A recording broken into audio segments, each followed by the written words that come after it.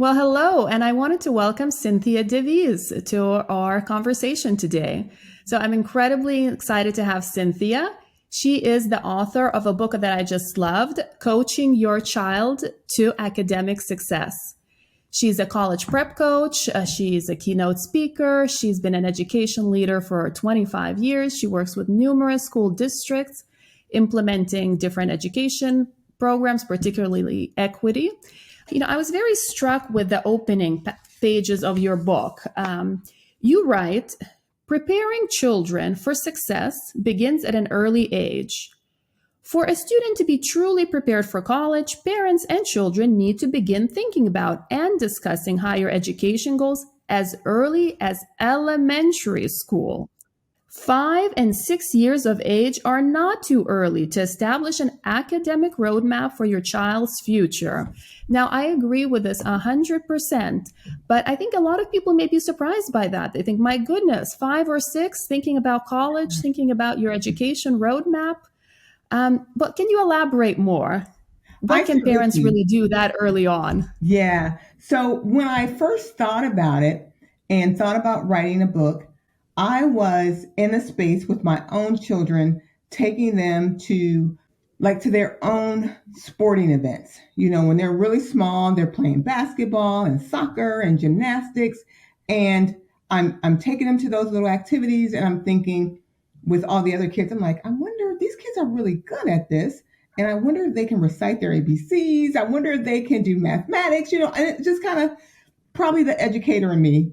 That's what was really working my wheels. Where I was like, I wonder if these kids, because they're really good at basketball, they're really great at gymnastics. So I'm just wondering how well are they doing in academics? And so that's really what got me to thinking about writing the book. But on the flip side of that, when I say that parents can begin coaching their children about college readiness as early as 5 and 6, what I mean by that is when you're having conversations with your children and you're taking them to places where people are in those professions, for example, a dentist, a dental hygienist, to begin to have those conversations with your kids. So the conversation would go something like, Stacy, you're at the dental office. We're going to the dental office, and you love Dr. DeVese as your dentist. And he went to college so that he can better understand each one of your teeth, and each one of your teeth have a different specific name. And in order for him to be great as being your dentist, he had to go to college, right? Or when you're talking to your kid about the weather and you're watching the news to find out what do you want to wear to school? Like, is it going to rain today? Is it going to be sunny, or is it going to be cloudy or snowy? Whatever that is, you can talk to your child about, we watch the news and we watch the weatherman or the meteorologist, right? And in order for them to know and to predict the weather for the day, that individual had to go to college. So you begin to have college conversations with your child. They went to school, not only elementary, middle, and high school, but they had to go so they can be an expert, so they can be great in their field. So those are the kind of conversations that I encourage parents to have with their children, so they understand that these people that we go to and we visit every day, the way that they became great in their field is they attended college. So those are just small conversations that you can have with your child. And then one of the other things that I love to do and that I did with my children is we would always, I'm in Ohio, and in Central Ohio, we have several colleges and universities.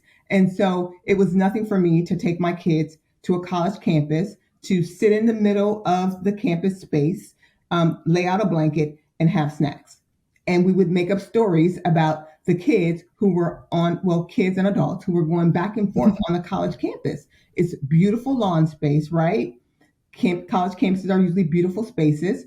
I would take my little ones out, put a blanket out, and we talk about, hey, I wonder if that kid is going to study, biology. I wonder if this kid is going to study math, or, whatever it is. We would just make up stories while we were taking a snack on a college campus. So those are some things that I always encourage people to do when they have elementary kids, to slowly introduce them to college going experiences. And so those are some things that I would suggest.